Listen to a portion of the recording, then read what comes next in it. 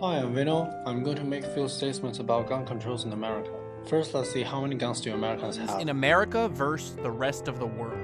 Okay, first up, let's talk about the total number of guns. So for this, every bullet represents one gun per 100 people. So Japan has 0.6 guns, so we'll just fill this bullet up to represent that. The UK has 6.2 guns for every 100 people. Next up, Australia has more than double that with 15 guns. Germany doubles that and has 30.3 guns.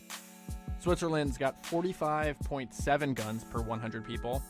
Then the US, 88.9 guns for every 100 people. So looking at that in another way, if this pile here is the total population of the world, then the US would be about 5% of that.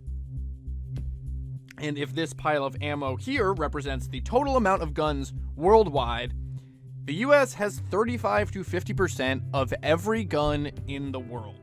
It's undoubtedly that guns are too powerful that can always hurt or even take away people's life easily. When the owners of the gun don't know how to handle it correctly, the tragedies happen following by. As the number of guns in America increases, more incidents and tragedies happen. A news online really impressed me a lot. It collects 13 of the most horrifying and tragic gun accidents in America in 2014. Some of it was so heartbroken to me. A 3-year-old son played a gun and accidentally killed his mom. No, it's not the latest news. I could still see the way usually how people deal careless with their guns in daily lives. The way most people use their guns is like what they saw from films or videos, or what they've heard from their friends or their gun sellers. That's why so many gun accidents and tragedies happen. Besides, gun can increase the rate of suicides.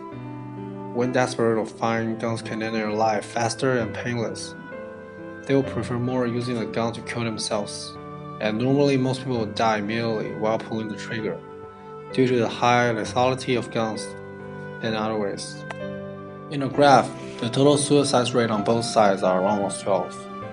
When people are easier to get a gun, they will prefer to suicide with a gun, but most of the time, it's just an impulsion when people want to suicide. They won't have a second chance to consider when they have a gun to kill themselves and die immediately, and no one can save their lives. Furthermore, the number of deaths caused by unintentional shooting and suicide is still very tiny part compared to the number of people killed by variable homicides with guns.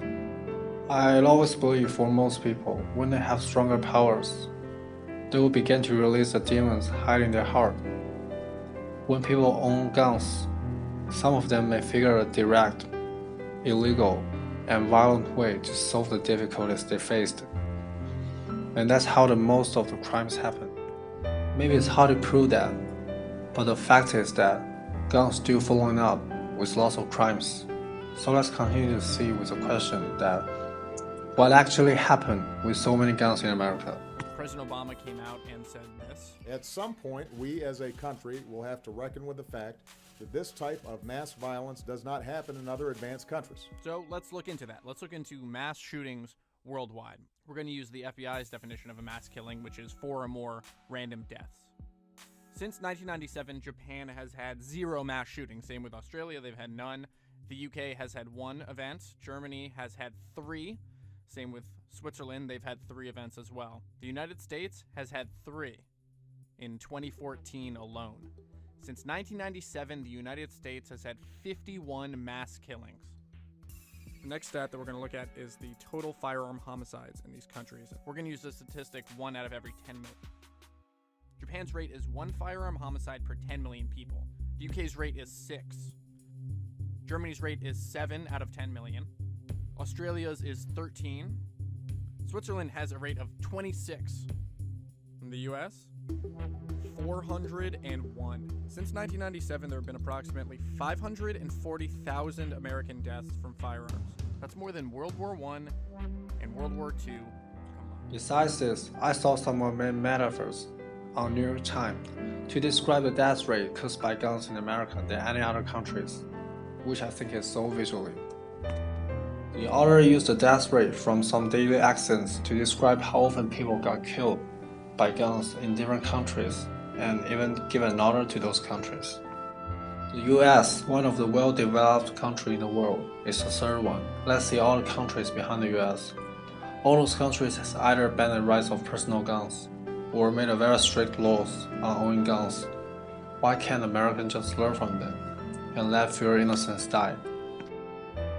Even with all the facts above, about half of the Americans still love guns. The vice president of the National Rifle Association said that the only way to stop a bad guy with a gun is with a good guy with a gun. That's true, but not all true. The result of either police or civilian has a gun are totally different. Those are data from a website that's supporting the rights of owning private guns. Based on the data I provided, even the error rate of civilians are 1/5 less than that of police, but the numbers of citizens are about 100 times more than police. If we ignore how many times citizen gunners make errors, the criminals stopped by citizens are only twice as policemen does each year. That means the efficiency of handling guns by police is 50 times higher than by common people, and the error rate is 1/20 lower than citizen gunners. Otherwise, the cost for people using guns to protect themselves is so expensive that due to the statistic from the FBI in 2012, the opportunity cost of a self-defense with guns equals to 34 criminal gun homicides, or 78 gun suicides, or 2 accidental gun deaths. It's like when you defend yourself with a gun, more people will suffer from the criminals with guns. Before the video goes and ends, I would like to show something about the black market weapons. Even though it doesn't have any relationship with my statement I made above, but I still want to share with you all. For armed criminals everywhere, there's one tool they can't do without. This gives me money, cars, weed, women, power, respect. It's my ATM card. It's just a little heavier.